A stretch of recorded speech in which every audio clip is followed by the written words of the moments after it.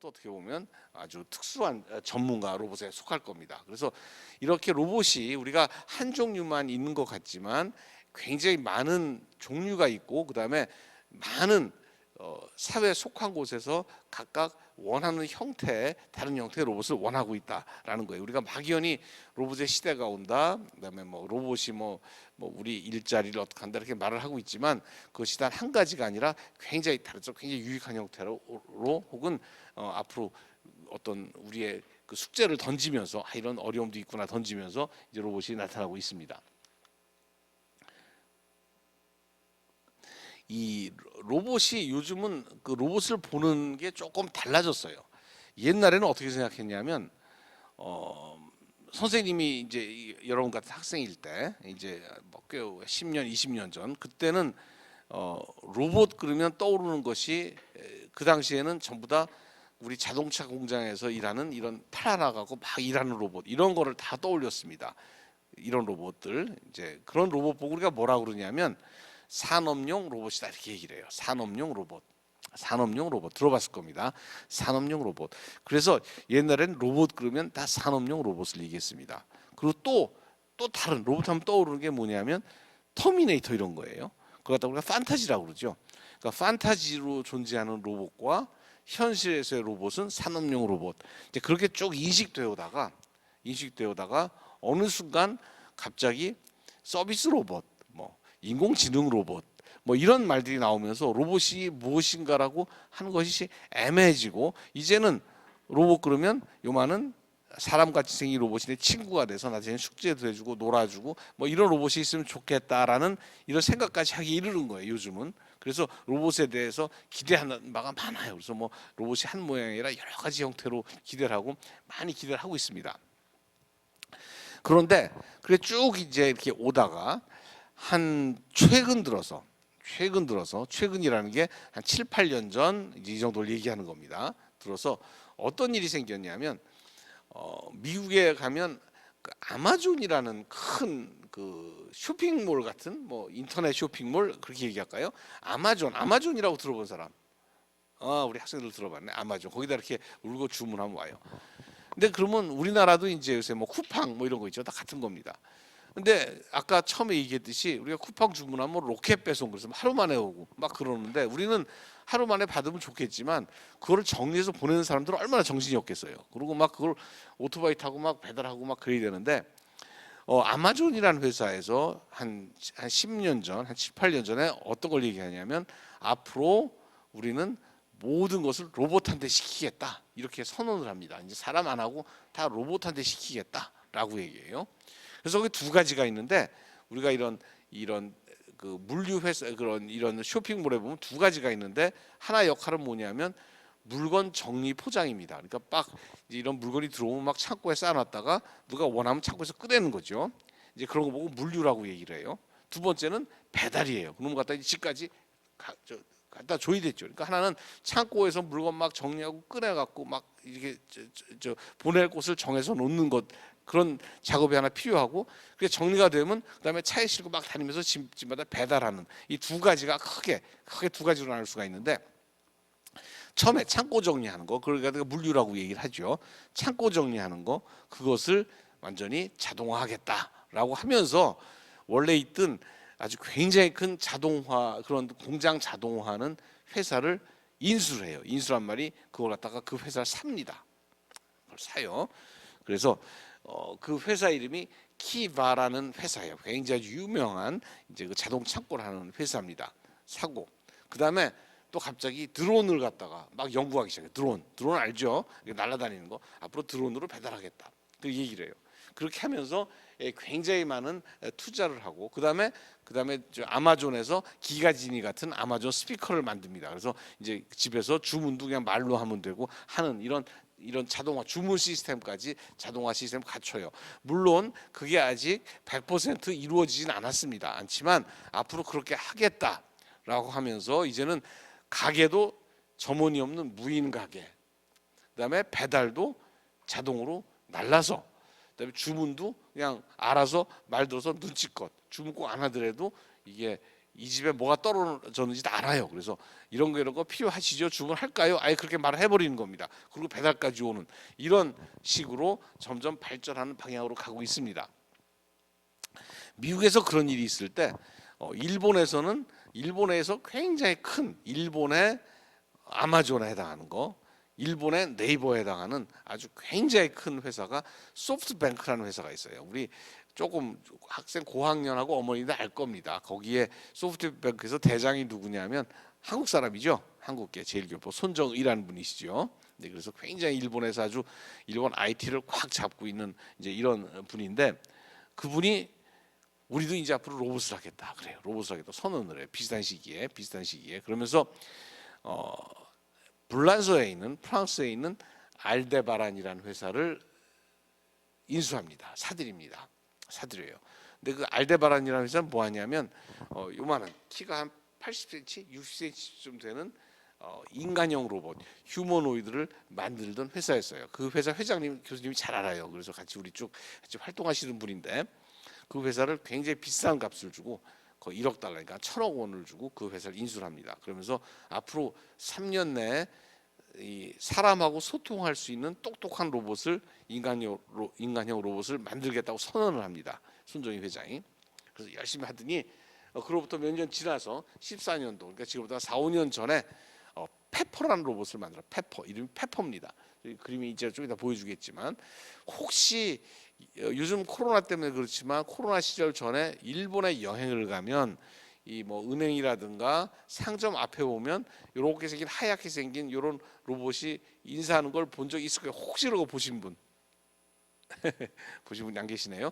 일본 가면 선생님 반대 일본 가면 큰 쇼핑몰이나 은행 같은 데 가면 이렇게 인사를 하는 이런 로봇이 있었습니다. 그게 페퍼라 로봇인데, 그 로봇이 수만 대가 이제 그 팔리면서 지금 일을 하고 있어요. 그래서 그거를 좋아하는 분도 계시고 좀 별로다라는 분도 계시고 여러 가지 의견 차이 있지만 많이 하고 있습니다. 그리고 이제 또 미국의 또 큰 회사 구글이라는 회사에서 또 우리도 로봇을 하겠다고 하면서 굉장히 크게 로봇을 그 이제 관한 연구도 하고 또 회사를 사들입니다. 그 중에 서로 이제 하나 스토리가 제일 처음에 아까 우리가 했던 보스턴 다이나믹스라는 회사 얘기했었죠. 아틀라스 로봇을 만들었던 그 보스턴 다이나믹스라는 회사를 구글에서 먼저 인수를 해요. 인수하기 때 3년 후에는 누가 인수하냐면 재인수를 하는데 소프트뱅크가 인수를 합니다. 2016년에 인수를 해요. 최근에 그 회사를 누가 인수했죠? 현대자동차 인수를 했어요. 다 로봇에 관심이 많은 회사들이고 그건 너무 기술력이 뛰어나기 때문에.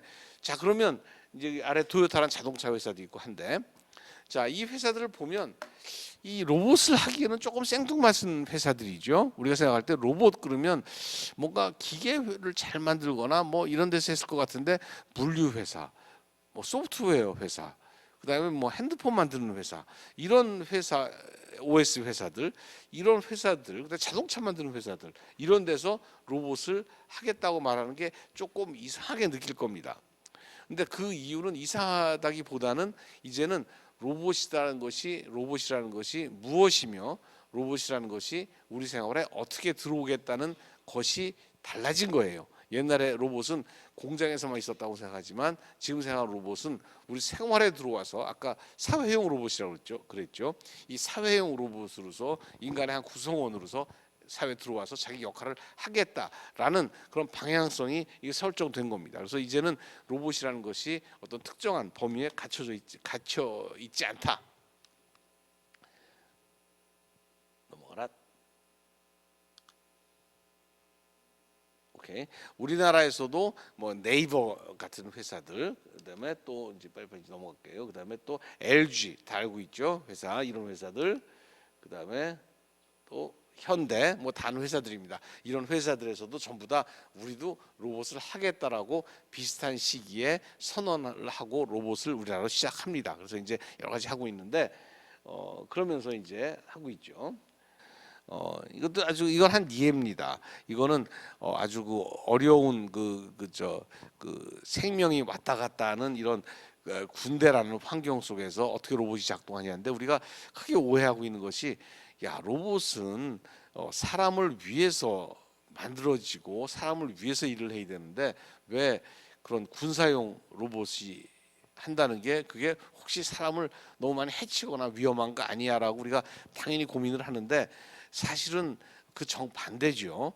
우리가 로봇을 연구하는 이유는 사실 어떻게 보면 여러분들은 선생님한테 이런 로봇 주세요라고 얘기하는 분이 이렇게 많지가 않아요. 그렇지만 군대에서는 선생님한테 와서 이런 로봇을 만들어 달라고 굉장히 얘기를 많이 합니다. 왜냐하면 거기는 사람의 생명하고 관계 있으니까. 예를 들면 여기에 저 까만 상자가 있는데 저 상자 속에 독가스가 들어가 있는지 나쁜 폭탄이 있는지 아무도 몰라요. 그런데 저 상자를 열어서 꼭 확인을 해야 되는 상황이에요. 자, 그럴 경우에 우리가 여기 있는 사람들이 간다는 건 위험하니까 그럴 때 로봇을 보내자 이런 겁니다. 그래서 우리가 만드는 로봇들은 사람 대신에 위험한 일을 해주는 로봇을 만드는 게 군사용 로봇이에요. 전부 다. 또 두 번째로는 저기는 저것을 나쁜 게 들어있어요. 나쁜 게 들어있어서 저걸 없애야 돼요. 없애야 되는데 저기 어디에 있냐면 굉장히 위험한 멀리 떨어진 곳에 있는 저걸 없애야 돼요. 나쁜 게 아주 저 적군들이 막 있는데 나쁜 게 있어요. 저걸 없애야 돼. 없애야 되는데 옛날에는 꼭 없애야 되니까 어떻게 했냐면 옛날 전쟁 영화 보면 비행기 수백 대가 가서 폭탄을 갖다가 막 떨어뜨립니다. 그 마을 전체를 그 도시 전체를 없애버려요. 이거 하나 요만한 거 없애려고. 왜냐하면 모르니까 어디 있는지. 그다음에 그걸 거기를 정확히 할 수 없으니까. 지금은 그렇게 하면 너무 많은 적군이건 아군이 됐건 상관없이 아무리 사람의 생명이 너무 많이 다치니까 요새는 그렇게 하지 않아요. 요새는 어떤 걸 우리 선생님들이 개발하냐면 정확히 날아가서 정확히 요 나쁜 거 요거만 딱 집어서 요거만 싹 없애는 기술을 개발하는 겁니다. 그럼으로써 우리 편 사람도 하나도 안 죽고 저쪽 사람도 하나도 다치지 않으면서 정확히 정말 나쁜 거를 없앨 수 있는 거. 그런 것이 요즘 말하는 드론 폭격기 이런 거예요. 그래서 우리가 생각할 때는 그게 정말 나쁜 거라고 생각하지만 정말 주변 사람을 전혀 다치지 않고 꼭 나쁜 것만. 그래서 선생님이 농담으로 이런 얘기를 많이 해요. 집에서 모기가 있을 때 막 모기약을 막 뿌리잖아요. 모기약 뿌리면 우리도 막 목이 아프고 모기도 목이 아프고 그런데 제일 좋은 거는 모기 입에다만 하나씩만 알약을 집어넣어서 이렇게 하면 모기 잡기 좋겠죠. 그러니까 그런 거나 마찬가지다. 모기약을 방에 뿌리는 게 아니라 정확히 모기만 가서 탁탁 이렇게 집어서 없앨 수 있는 이런 좋은 약이 있다면 굉장히 좋겠죠. 그리고 우리 괴롭지 않고 모기만 없앨 수 있겠지. 뭐 그런 비슷한 얘기를 할 수 있겠어요. 보면 이게 요즘 말하는 딜리버리 로봇이에요. 요즘 우리나라에도 보니까 식당 가면은 대형 식당 가면 이렇게 와서 쭉 음식 몰고 쭉 와서 하는 로봇 본 적 있는 사람?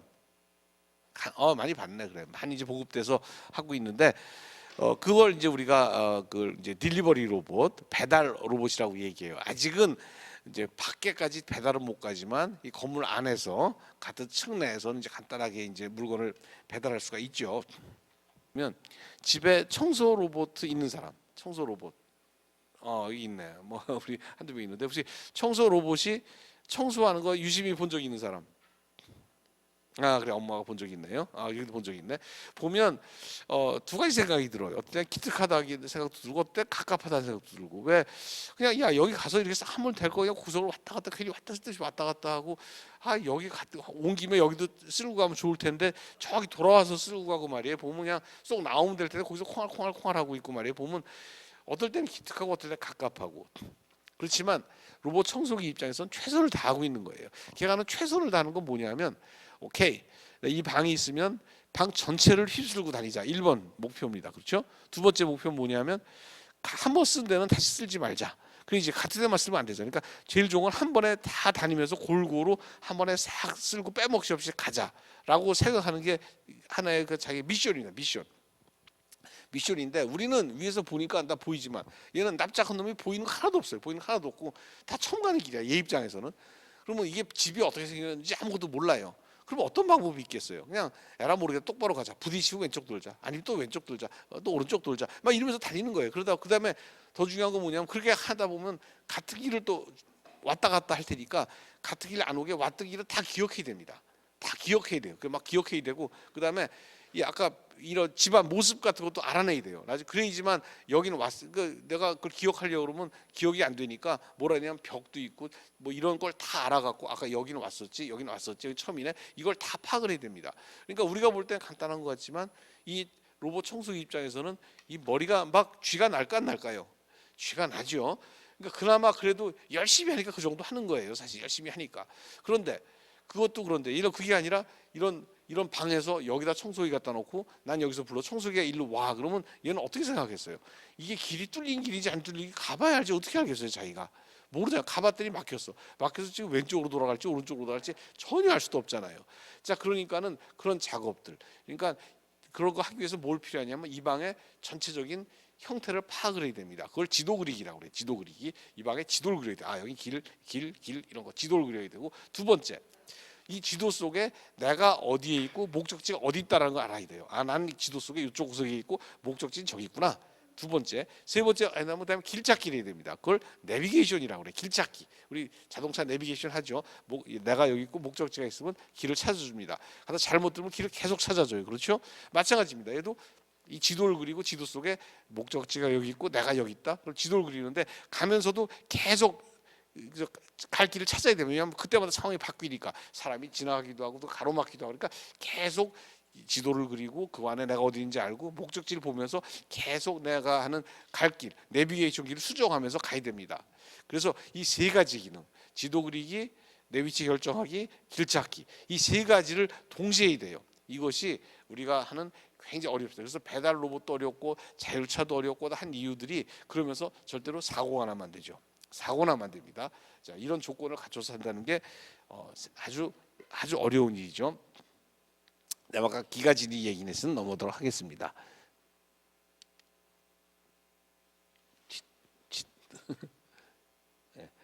자, 여기 이제 이런 로봇이 있죠. 이런 로봇이 있는데 이거는 원숭이인데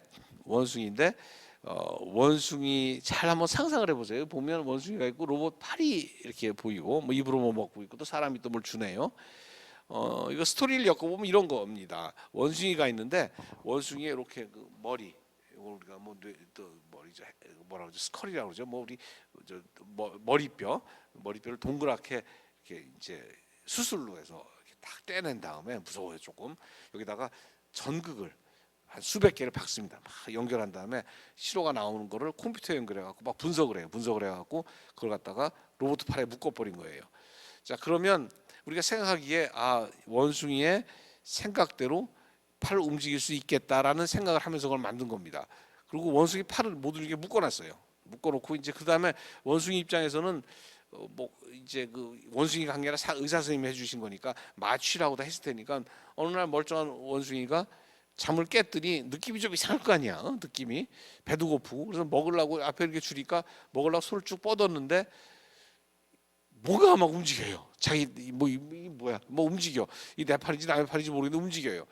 이제 그러다 보니까 이제 그러니까 이쪽하고 저쪽하고 할 거예요. 근데 자기 이걸 잡고 싶으니까 막 팔을 쓴다고 그러는데 자기 팔은 묶여 있고 정작 움직이는 로봇 팔이 움직여 갖고 이걸 먹을 똥말똥 하고 있는 거예요. 처음에는 이 팔이 막 움직이다가 한 석 달쯤 훈련을 시키니까 어느 순간부터 이 팔이 원숭이 의지대로 움직이더라 하는 겁니다. 그래서 이게 무슨 실험이냐면 우리가 생각하는 것들을 직접 뇌랑 연결시키고 외부에 있는 장치랑 연결시켜서 무슨 일을 할 수 있을까 이런 생각이 시작한 거죠. 우리 중학생들은 그런 생각 많이 할 거야. 막 학교에서 공부하기 싫어 죽겠는데 이걸 딸딸 외지 말고 그냥 하드디스크에 넣었다가 머릿속에다 탁 연결하면 그냥 다 저절로 막 영어 단어도 외워지고 그런 거 칩 하나 꽂아 놓으면 좋겠다. 뭐 이런 생각 많이 할 겁니다. 과학자도 똑같아요. 과학자도 그런 생각을 한 거예요. 그럼 한번 직접 해보자 이런 거죠. 그래서 사람한테 하기 어려우니까 원숭이한테 한 겁니다. 이걸 사람한테 한 예도 있죠. 많이 하고 있어요. 안 넘어가죠? 넘어갔네요. 이건 저기 있는 거 로봇 팔이고 이걸 조종하는 거는 뇌파로 조종하는 거는 어떤 여성분이십니다. 나이 드신 분인데 이분은 태어나서 한 번도 자기 손발을 움직여본 적 없는 손다리 팔이 아무것도 없는 몸통만 있는 장애인이세요. 근데 이분이 항상 누구 도움으로 음식을 먹고 물을 먹었는데 이런 장치의 도움을 받아서 이제 그런 물을 먹고 굉장히 행복해하는 표정을 짓고 있습니다. 사실 우리 어른들은 다 느낄 거예요. 내가 누구 도움을 받아서 음식을 먹는 거하고 자기 의지로 자기가 혼자 먹는 거하고는 굉장한 차이가 있습니다. 누가 먹여줄 때 느끼는 인간의 자존감의 상실과 그거를 극복하고 내 의지로 내가 처리했을 때, 남의 도움을 받지 않고 했을 때 생긴 인간적으로서의 자존감, 차이는 이제 크다고 생각해요. 그래서 이분은 여태까지 누가 다 입으로 떠먹여주고 배고프면 불러서 먹여달라고 그랬는데 이제는 자기 힘으로 음식을 먹을 수 있다는 것을 느꼈기 때문에 너무 행복한 표정을 짓고 있는 겁니다. 이런 거 보고 뭐라 그러냐면 뇌, 영어로 brain이죠. 그다음에 이제 저렇게 이제 로봇 같은 거 보고 기계, 머신. 그다음에 두 개를 연결하는 걸 인터페이스, 연결한다. 그래서 BMI라고 얘기를 하고 사실 이거는 우리는 저게 이제 먼 얘기 같지만 우리한테도 꼭 필요한 게 있어요. 여러분 여기 스마트폰이 있습니다. 나는 스마트폰을 사용하는데 얘는 기계고 나는 사람이니까 얘한테 일을 시키려고 그러면 뭔가 해야 돼요. 하는 방법이 뭐예요? 그리고 스크린 때문에 손으로 터치 벌리기, 찍기 뭐 이런 걸로 하고 있죠. 그것도 인터페이스입니다. 그래서 내가 사람과 컴퓨터가 어떻게 상호작용을 하느냐. 이 컴퓨터는 나한테 어떻게 말을 하냐면 스크린에 보여줘요. 화면을 보여준다든가 뭐 음악을 틀어준다든가 하면서 내 응답을 하고 나는 명령을 내릴 때는 터치 뭐 이런 걸로 하죠. 그래서 이거를 사람과 컴퓨터가 상호작용하는 방식을 우리가 또 요새 굉장히 유명한 말이 휴먼 컴퓨터 인터페이스 HCI 이런 말을 씁니다. 그래서 그거는 굉장히 많은 학자들 그다음에 디자이너들 연구를 많이 해요. 편리하게 쓰고 싶은 거죠. 이걸 편리하게 내가 어떻게 내 의사를 보여주고 그 의사를 정확히 받고 싶어요. 그래서 하는 방법이 사람처럼 말로 하는 거예요. 자, 뭐 진이야? 해서 말로 하는 거죠. 사람처럼. 그것도 기계랑 상호작용하는 방법의 연구 중에 하나입니다. 근데 그 잘 알아듣냐 별개. 그다음에 또 뭐 얼굴 인식 이렇게 봐서 그냥 사람 알아보잖아요. 우리가 친구 만나는데 엄마 만나는데 너 누구냐 뭐 아모대 뭐 이런 사람 엄마 없지? 응? 엄마 갔더니 그냥 얼굴 보고 알아보잖아. 요새 컴퓨터 얼굴 뭐 알아보잖아. 딱 키면은 알아봐서 켜주는 거. 점수 얘를 사람처럼 만들고 싶은 거예요. 그냥 내가 말로 하면 알아듣고 얼굴 보여주면 알아듣고 손대면 쓱 지문으로 알아보고 뭐 이런 걸 하고 싶은 거죠. 이런 거를 여구하는 학문 보고 뭐라 그러냐면 HCI다. 제일 좋은 건 여기다 칩 박아 갖고 생각대로 되면 제일 좋겠는데 그건 잘 안 되니까 여러 가지를 하고 있는데 그것이 생각보다 굉장히 어렵습니다. 어려워요. 사람과 사람 간에는 어떻게 상호작용하냐면 눈치 코치 뭐 대충 말하고 뭐 다 알아들어. 지금 엄마랑 막 얘기하고 있는데 이렇게 말하면 통해요. 그냥 통하는데 기계랑 그렇게 통하고 싶은 거예요. 정말 내 식대로. 근데 하고 노력하고 하는 과정에 있는 것이 바로 HCI다. 이렇게 어떻게 기계와 사람을 연결하는 거야. 이것이 굉장히 로봇에서도 중요한 것 중에 하나다. 또 다음 거 한번 넘어가 볼까요?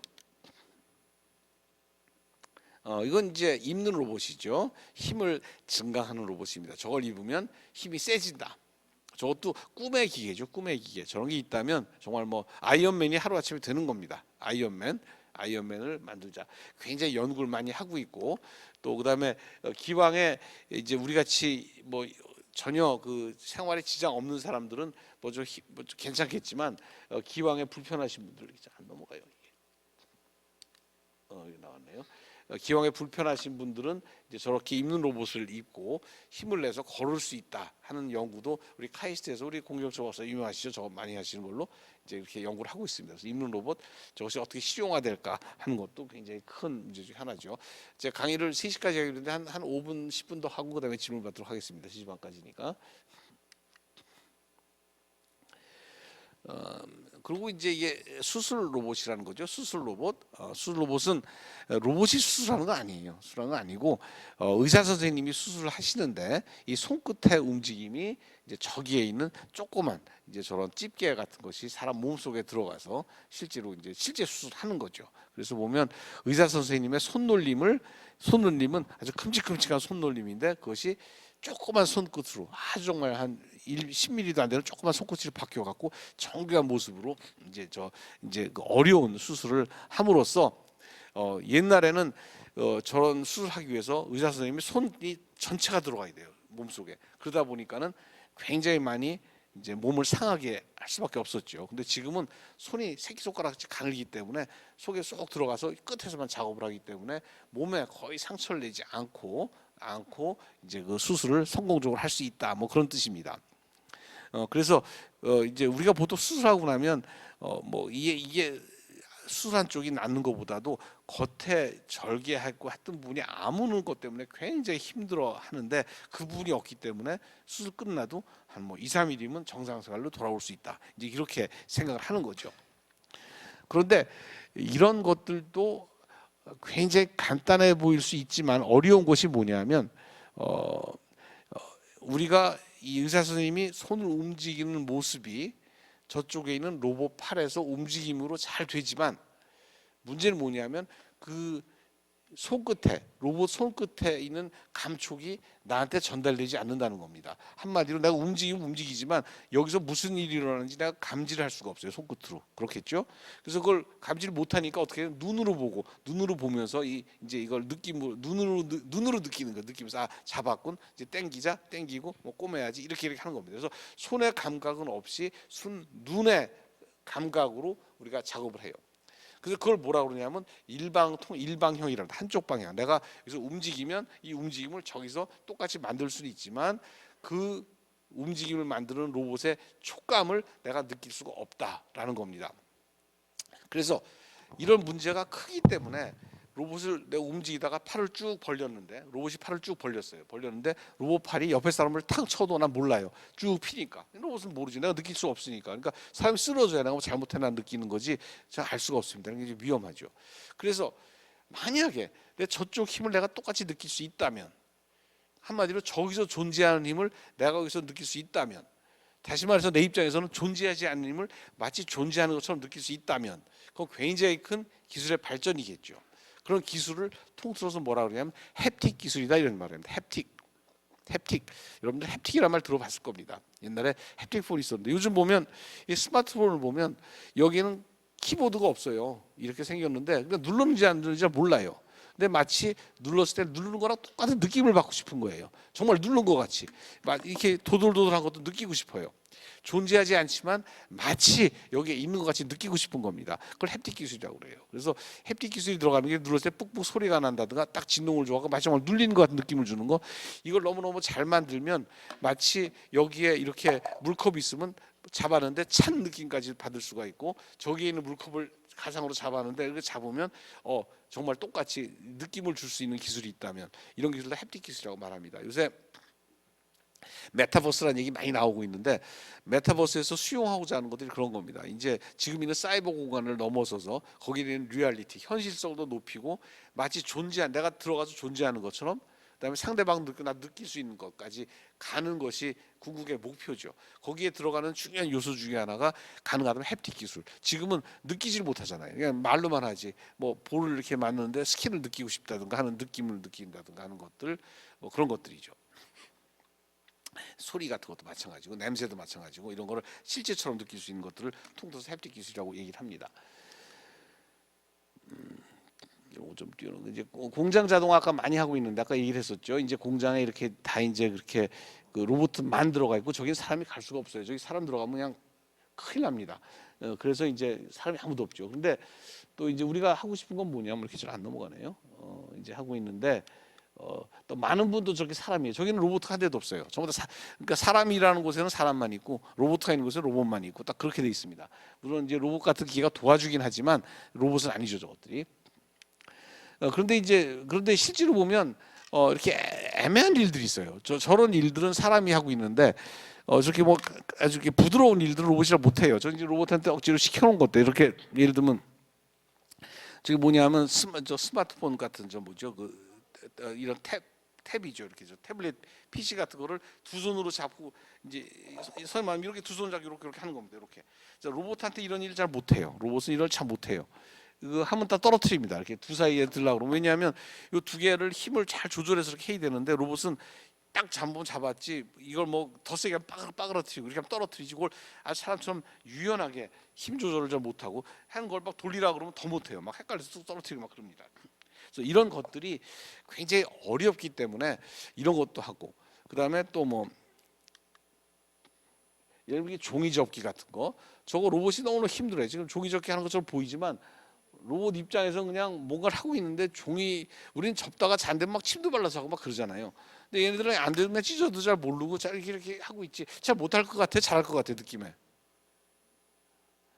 하긴 한데 좀 어색하잖아 뭔가. 이건 뭐 잘하네. 이건 사람 못하는 거예요. 어쨌든 이 로봇 잘하는 거하고 사람 잘하는 거가 서로 다르기 때문에 우리가 그걸 어떻게 해야 될지 모르는 거예요. 그래서 그런 데는 연구를 굉장히 많이 합니다. 그런 연구 중에 하나 나왔던 것이 요즘 말하는 아까 말한 협동 로봇도 그 중에 하나예요. 외부의 힘을 느낄 수 있는 거죠. 힘을 느낄 수 있어서 주변에 사람이 있는지 감지도 하고 충돌을 하면 쓰기도 하고. 그래서 뭐 이제 공장에도 쓰이지만 요새 로봇 카페 같은 거에도 쓰이고 합니다. 예를 보면 이제 보면 이렇게 로봇가 움직이고 있는데 사람이 이렇게 이제 보면 충돌을 하거나 그러면 사람이 이제 가있다가 부딪히면 이제 보세요. 이렇게 보고 있다가 만일 툭 부딪히면 탁 서요. 저렇게 감지해서 쓰고 그다음에 사람이 툭툭 치면 다시 또 움직인다든가 해서 실제로 사람하고 같이 일을 하더라도 그게 위험하지 않은. 그리고 저렇게 마음대로 이렇게 움직여 갖고 뭐 가르칠 수도 있는 이렇게 봐 저렇게 봐 가르칠 수도 있는 이런 로봇들입니다. 뭐 이제 이런 거 뭐 바텐더도 하고 뭐 하죠.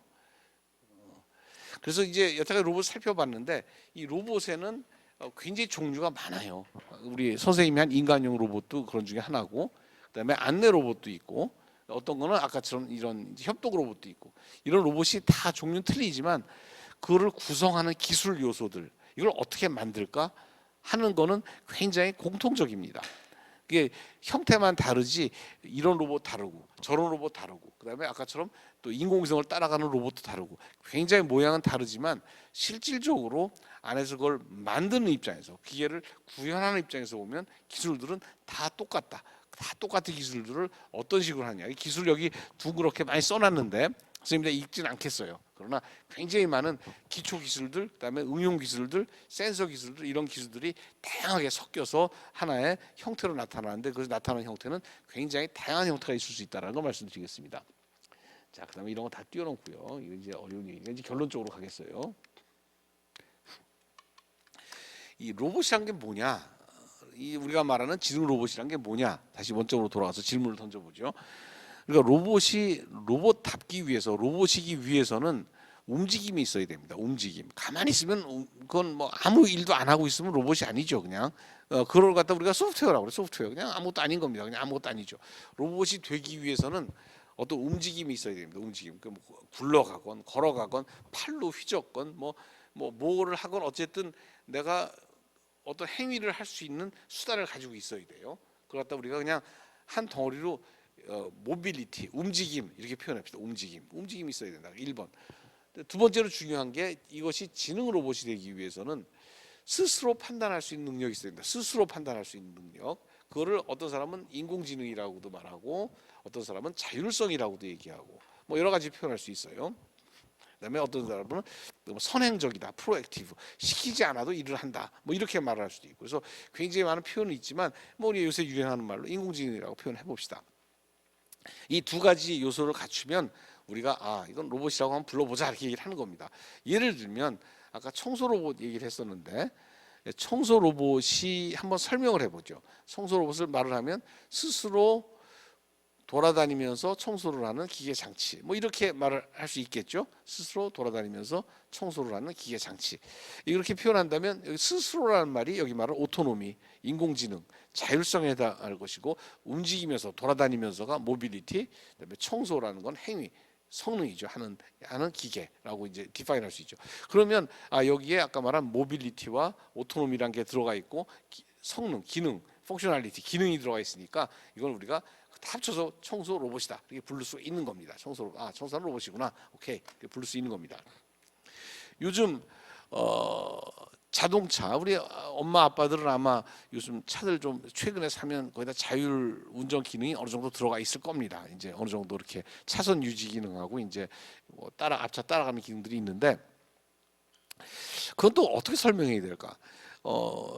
우리가 생각할 때는 이제 로봇한테 시키면 로봇 운전기사를 고용해서 로봇이 운전석에 앉아서 운전을 하면 되겠죠. 이제 그런 방법도 있고 또 한 가지 방법은 요즘 쓰는 방법입니다. 어떻게 하냐면 자동차한테 어떤 장치를 달아서 그놈으로 하여금 상황 판단을 할 수 있는 능력을 부여하는 겁니다. 그게 뭐냐면 이건 하늘이구나, 이건 땅이구나, 이건 길이구나, 여기 가면 되겠네, 가면 안 되겠네, 여기서 우회전해야지, 좌회전해야지 하는 거를 판단할 수 있는 장치. 그걸 요새 뭐라고 그러냐면 그것이 스스로 판단해서 하기 때문에 그것은 어떤 자기 오토노미에 해당합니다. 스스로 자기가 이건 하늘이구나 땅이구나 갈 길이구나 술 길을 알고 있고, 두 번째 거기다 그 결과를 가지고 실제로 자동차를 움직일 수 있는 능력, 모빌리티를 줘요. 그 움직이는 능력은 뭐냐면 핸들을 틀 수 있는 권한, 핸들을 막 돌립니다. 그다음에 가속도계를 밟을 수 있고 브레이크를 밟을 수 있습니다. 그런 권한을 부여하는 겁니다. 그게 모빌리티겠죠. 그래서 우리가 자동차가 스스로 운전하는 행위를 할 수 있는, 스스로 운전하면서 가는 자동차. 자, 그러면 스스로라는 것이 우리가 말하는 오토노미고, 운전하면서라는 게 모빌리티가 될 것이고, 자동차라는 건 기능이 될 겁니다. 그래서 우리가 그걸 뭐라고 그러냐면 로봇 자동차라고 말할 수 있어요. 그래서 실제로 요즘 새로 만드는 자동차 공장 이름은 로보카라고 합니다. 로봇카, 이런 자율차 로보카라고 그러고, 그다음에 새로 만드는 건 기왕에 있는 차들은 로보카라고 그러기 미안하니까 그냥 뭐라고 그러냐면 자율운전차 혹은 로봇 기능이 포함된, 로봇 기능이 있는 자동차라고 표현하죠. 그래서 우리가 로봇을 얘기할 때는 형태적으로 이거는 로봇이구나 말할 수 있고, 또 쪽은 로봇을 기존 거에다가 로봇 기능을 넣어서 로봇화된 기계, 두 가지를 볼 수 있습니다. 그래서 하나는 로봇 혹은 로봇화, 두 가지가 다 존재하고 있습니다. 그래서 요새 모든 것들이 그런 방향으로 나가고 있다. 새로 만든 건 인공지능 기능과 모빌리티를 집어넣고, 기존 거에다가는 인공지능과 모빌리티를 추가해서 형성을 향상시키는 거죠. 그게 큰 방향이라고 할 수 있습니다. 그런데 이제 여기서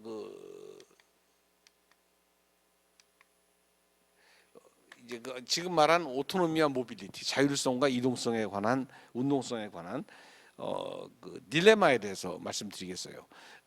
아까 조금 언급을 했습니다.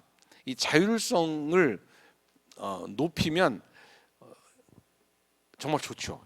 우리가 이제 우리 엄마가 계시는데 아기 보고 야, 너 자율적으로 공부해. 그러면 얼마나 좋아요. 자율적으로 공부해. 그러면 근데 공부를 하면 안 해도 되니까 자율적으로 공부를 하는데, 그렇게 말할 때는 굉장히 위험하죠. 이게 자율적으로 놀면 어떡하지? 이런 이제 위험성이 있는 거죠. 그래서 이 자율성을 부여할 때는 그 자율성이 내 뜻대로 안 될 그런 위험성을 똑같이 내포하고 있는 겁니다. 그래서 자율성을 어디까지 허용할 것이냐라는 것이 우리의 딜레마예요. 그래서 예를 들면 이런 스마트폰에 굉장히 똑똑해서 말귀를 너무너무 잘 알아들기 때문에 모든 기능을 다 빼고 다 말로만 하게 했다고 칩시다. 잘 되면 좋은데 한번 꼬이기 시작하면 대책이 안 쓰는 거예요.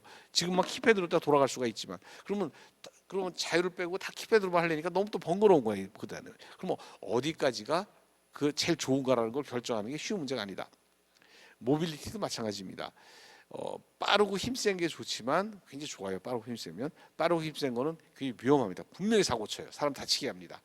그렇기 때문에 그 선에서 어떻게 조화롭게 하겠는가라는 것이 굉장히 어려운 문제죠. 이제 마지막 장으로 하겠습니다. 근데 로봇은 아까 뭐라고 그랬냐면, 로봇은 이 모빌리티와 오토노미가 둘 다 있는 것이 로봇이라고 그랬는데, 사실은 힘도 세고 지 맘대로 하는 기계는 굉장히 위험합니다. 그거는 누구도 그런 걸 허용하지 않아요. 그렇기 때문에 현실에 있어서는 힘이 센 기계는 절대로 자기 마음대로 못하게 하고, 힘이 하나도 없는 거는 네 마음대로 해라 이렇게 해줍니다. 그게 룰이에요. 룰. 그렇지, 사람도 마찬가지입니다. 사람도 힘이 세지면 자기가 자제력을 가져야 돼요. 자기 마음대로 하면 안 됩니다. 힘이 하나도 없을 때는 괜찮아요. 여러분들이 이불 뒤집어 쓰고 소리 고래고래 지르고 별짓도 해도 뭐라는 사람 없어요. 그러나 어른들이 밖에 나서 차를 딱 운전대를 잡으면 힘이 세지기 때문에 그 다음에는 마음대로 못합니다. 꼭 파란불엔 가야 되고 빨간불에 서야 되고 사람한테 양보해야 되고 하는 철저한 룰을 따르는 거지 내 마음대로 할 수 없어요. 그러나 내가 혼자서 그냥 걸어갈 때는 뒤쪽에 걸어가도 뭐라고 그러지 않아요. 왜냐하면 내가 뭐 좀 부딪혀도 크게 사고 나는 게 아니니까. 그러나 자동차라는 걸 탔을 때, 어린이도 자전거를 탔을 때는 또 조심해야 됩니다. 왜냐하면 자전거는 그만큼 위험한 기계니까 빠르고 위험하죠. 그러니까 자전거 탈 때는 꼭 주변을 살펴야 되고 하는 규칙을 따라야 되는 겁니다. 그래서 로봇도 똑같다. 그래서 이 로봇을 만들 때 힘세고 똑똑한 로봇은 절대로 만들지 않습니다. 절대로 만들지 않아요. 만들지 않고, 그럼 어떤 로봇을 만드냐? 실제 현실에서는 힘도 별로 없고 아주 똑똑하지도 않은 그런 로봇이 야말로 어떻게 보면 가장 사회성이 높은 로봇이고 사고 안 치는 겁니다. 그 대표적인 예가 바로 청소 로봇이죠. 청소 로봇이 유일하게 인간 사회에 들어와서 누구의 도움 없이 스스로 살아남는 소셜 로봇. 인간 사회에 들어와서 누구의 도움 없이 스스로 살아남는 소셜 로봇. 사회용 로봇입니다. 현실적인. 그리고 걔 생존 전략은 뭐냐면 별로 힘 세지도 않고 너무 똑똑하지도 않은 겁니다. 만약 힘이 세서 여기저기 다니면서 병 깨고 애 울리고 전기줄 말아먹고 그러면 큰일 나죠. 힘이 없으니까 그냥 델델델하고 있는 겁니다. 또 너무 똑똑해 갖고 어느 날 갑자기 하품을 하면서 아 뭐 집 깨끗한데 웬 청소야 그러고 퍼져 있으면 그 AS 센터 가는 겁니다. 그러면 그냥 부지런히 왔다 갔다 하는 거예요. 갑갑하더라도 우리가 보기에는 좀 모자라 보이고 우리가 보기에는 힘 없어 보이더라도 그렇게 하는 것이 어떻게 보면 지금 진호 로봇의 생존 전략이 아닌가. 뭐 이 말 속에 많은 게 포함되어 있다고 생각하고 오늘 강연 여기서 마치도록 하겠습니다.